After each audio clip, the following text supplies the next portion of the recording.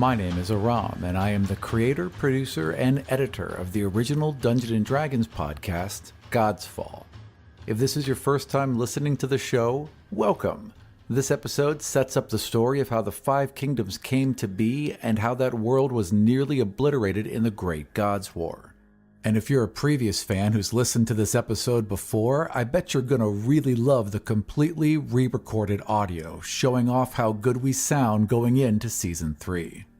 The next 4 episodes are one-on-one character introductions with each player as we gather our crew together. And Episode 6 is our first game all around the same table.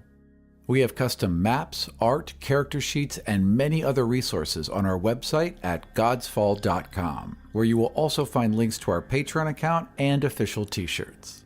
So with that out of the way, let's get on with the show. The history of Godsfall. Let's start from the beginning. At first, there was nothing. A moment later, there was everything.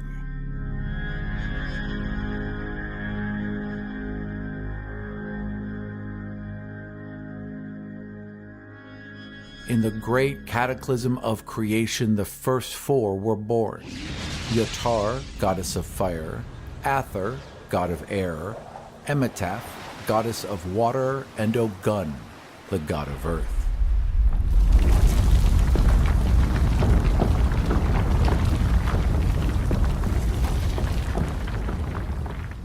For 1,000 years, they would dance across the universe, creating all the cosmic beauty and desolation within.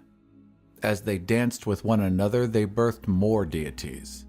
Yatar and Ather had Sephor, god of the sun, while Ogun and Emetaph brought forth the trickster Ayus, god of the moon. It was under the spell of the moon that Emetaph and Ather did meet, creating Yala, goddess of life, and Mordecai, the god of death. This infidelity shattered their divine house and sent the first 4 into the corners of the universe, as far from each other as they could manage. It was here they would remain, agreeing only that there were to be no more gods.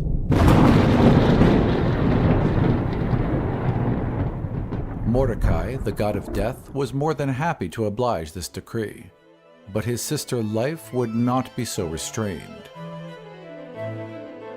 She danced with Sephor and summoned the sisters Ova, goddess of beasts, Radia, goddess of will, and Wudea, the goddess of plants. She danced with the moon and conjured the brothers Acharis, god of dreams, Etos, god of peace, and Pelios, the god of emotion. Because she was life, she loved the lives of her children, and because she was their mother, she taught them how to love and dance.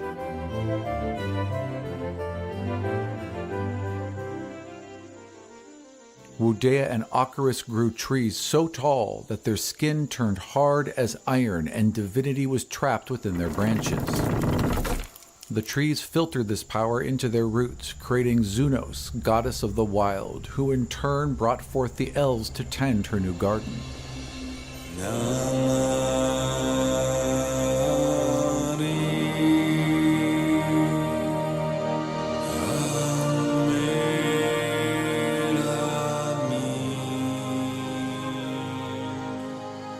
Radia was seduced by Etos and Pelios, calling forth Lordros, god of fate, and Vora, goddess of force. Ova and Acharis brought forth Vistrix, goddess of chaos, Shakti, goddess of illusion, and Eponia, the goddess of knowledge. The trickster moon lay with many of his grandchildren. Vora bore him Repel, god of magnetism, while his union with Eponia summoned Kalos, god of invention. The gods of magnetism and invention would later combine their power and forge dwarves from stone and magic.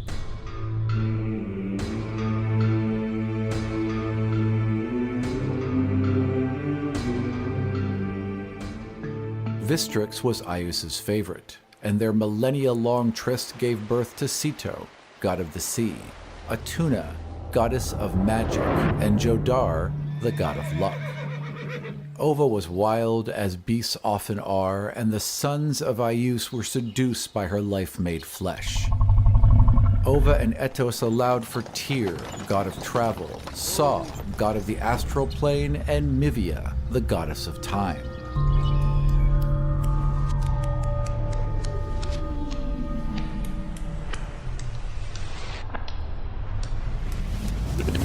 Ova and Pelios shook the heavens with their love and called forth 7 children. Gaidir, god of sport, Maitos, god of strength, Senos, god of speed, Udea, goddess of vitality, Oris, goddess of sound, Vodan, god of war, and Helio, the god of flight.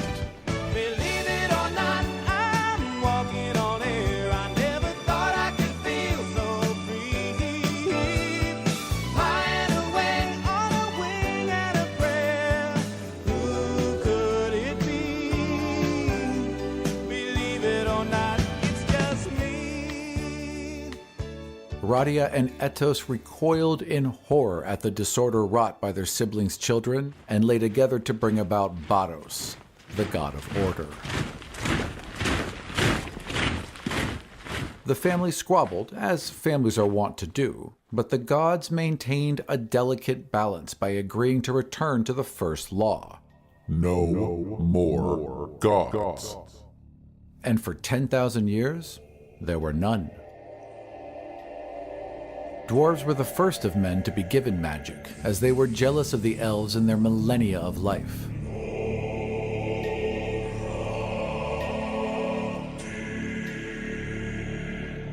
They became fierce guardians of this new power, which they used to create great feats of architecture and technology.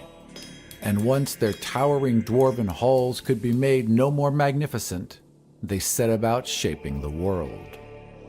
Centuries of dominance made many of the dwarves as selfish and petty as the gods. The elves eventually grew tired of their constant warring and stole the secrets of magic from them, teaching the knowledge to the other races in order to restore balance. Enraged, the dwarves declared themselves the enemy of all races of man, and the 100 Years' War began.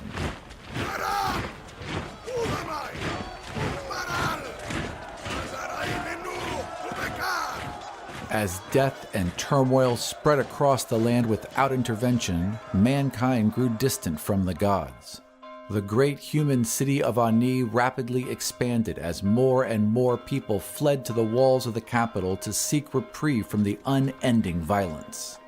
The city prospered, a shining light in the darkness that threatened to consume all.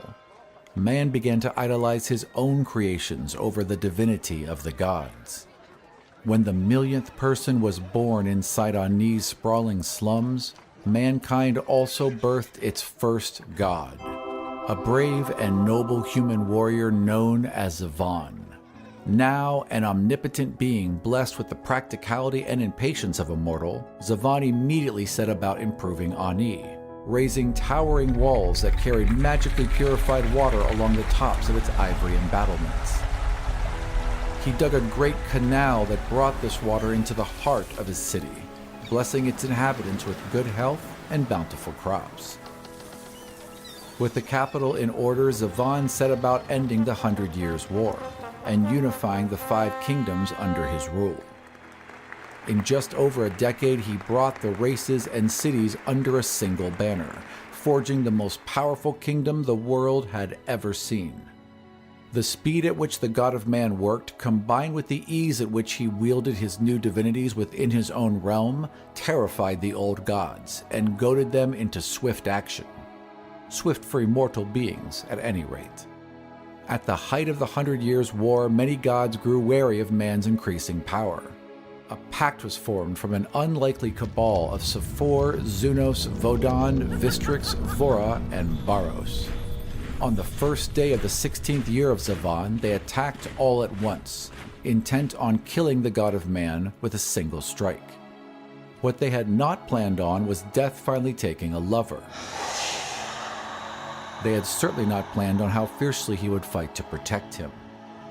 The titanic conflict that ensued quickly spilled across the entire pantheon as each deity was forced to choose a side.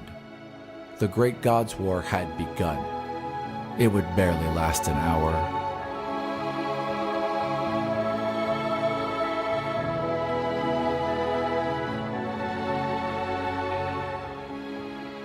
As the gods battled for control over the mortal realm, they tore the planet asunder. Millions of creatures perished within minutes as divine energies not seen since the creation of the universe were harnessed as sword and shield. In the final moments of the hour-long conflict, Zavan gave his life defending the Five Nations. Sephor struck at him again and again, sundering the land with earthquakes and volcanoes.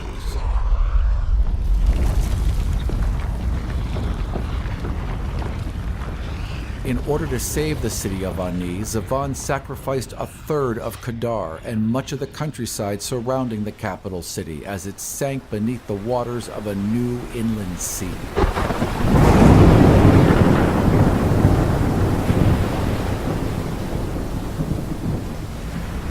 In his dying moments, Zavan willed his divinity into the fabric of his armor, weapons, clothing, and crown, and then willed these artifacts to a simple farmer from Kadar named Jacob Cladivo.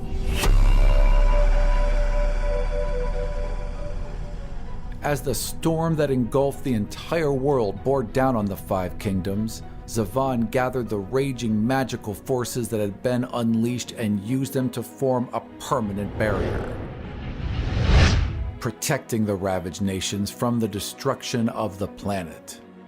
The staggered survivors set about extinguishing fires, clearing sodden fields, and rebuilding what they could of their former lives.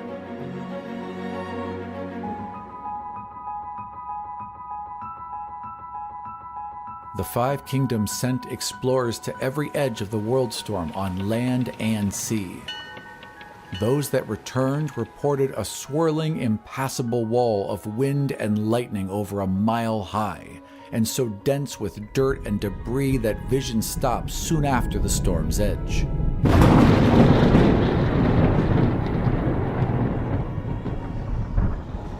Others reported huge winged beasts darting in and out of the tops of the clouds. After a decade of search and scholarly debate, the leaders of the New World came to a grim conclusion. The Gods' War had destroyed the entire planet, save for a broken, scorched, drowned continent shielded from oblivion by the dying oath of the last god.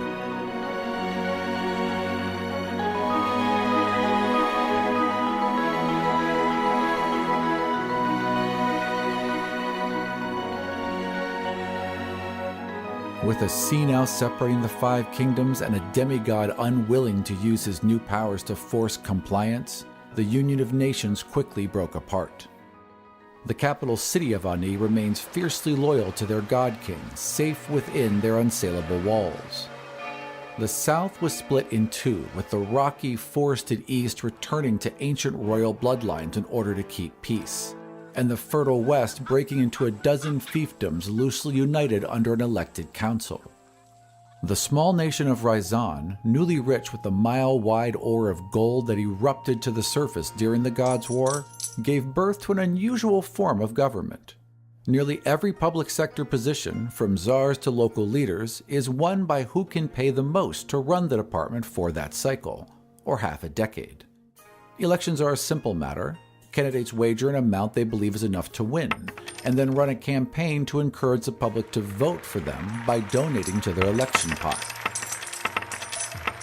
All donations and totals are kept secret until the election is over, and the vaults, magically warded against theft and sealed to prevent tampering, are inventoried. This system also allows for a tax-free society, as all the votes are gathered to form the budget for that department over the next 5 years. The largest and most northern of the Five Kingdoms fell into decades of anarchy as famine and disease ran rampant. Out of this chaos, a priesthood arose whose acolytes preached moral solidarity. Foolish and petty gods had destroyed this world. Therefore, mankind should reject all things godly. This order sent inquisitors to every corner of their broken nation, bringing relief in the form of food, supplies, and labor. Their priests carried gems mined from deep within the dwarven capital of Gal Hadir that glowed in reaction to the presence of magic. They used these stones to collect and destroy items infused with magic, and repurposed enchanted weapons to forge anti-magic bane swords. The independent nation of Utea was blasted down to the bedrock by Sephor, with only small pockets of life surviving. Infusing the last of his divinity into his possessions and arms, Zavon passed on a great deal of power to Jacob Cladivo, a humble but bright young farmer from the northern kingdom.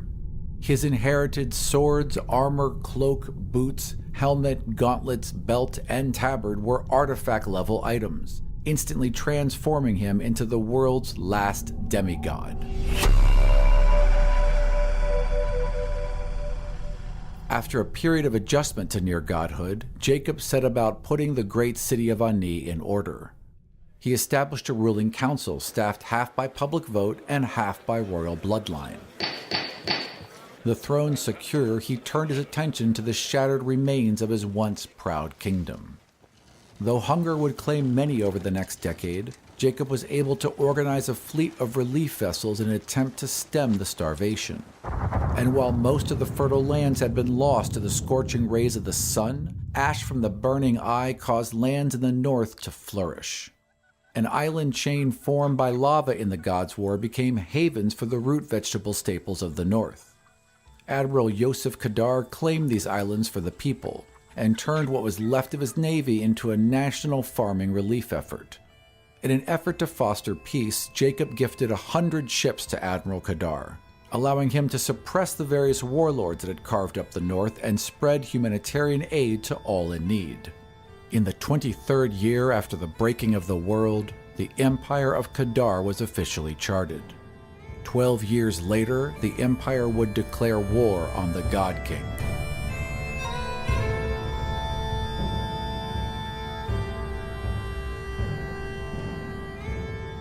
Backed by the technology of the northern dwarves, a powerful navy, and gold from Ryzan, Kadar invaded the south. Their superior numbers and equipment allowed Kadarian troops to overwhelm the Republic of Wessel, followed quickly by much of eastern Brennus. The dwarves of the east stood in fierce opposition to their world-conquering brethren, and formed an alliance with the elves of the Ironwood and the humans of the high grass plains, and held the invading army at the Voiceless Peaks. Desperate to break the stalemate, Kadar agreed to begin transferring the magical items, armor, and equipment they gathered during the southern campaign to Gal Hadir. Weapons were still reserved for the crafting of new bane swords, but all other items were turned over to the dwarves. They broke them down in massive lava forges and used the raw magical elements to create massive stone and metal giants that feed Kadar's war machine. Though pressed hard, the Eastern Front held due in no small part to the clans of Ents and Trolls that lumbered out of their forests and marshes to meet these inhuman giants eye to eye. The battle was turned, and within a year, royal forces loyal to Ani would take the highlands of Kadar and establish their will over the banks of Ryzan. Without their gold to fund the war, Kadar had no choice but to agree to a peace accord in the 48th year since the breaking of the world. Sufficiently cowed by King Cladivo's combined forces, as well as his ever-increasing godlike might, the Kadarian Empire agreed to peace largely on the capital's terms. They would rejoin the greater empire not as subjects of the king, but as a voice in a representational Senate. Each of the 5 kingdoms would have votes in the Senate equal to 1 for every 10,000 of their citizens. A census is taken every 10 years, led by royal forces from Ani with delegates from each of the kingdoms. King Cladivo would rule as emperor of this government, with the ability to veto any proposed legislation, The Senate can override this royal veto with a 2/3 majority vote. With democracy established, as well as an excuse to keep troops in every corner of the empire on a continual basis, Jacob reigned over 50 years of peace, interrupted only by occasional terrorist actions from pockets of Khadarian loyalists. While Ani remains both popular and powerful, Khadar retains much of its influence over Ryzan, as well as an unrivaled navy and army.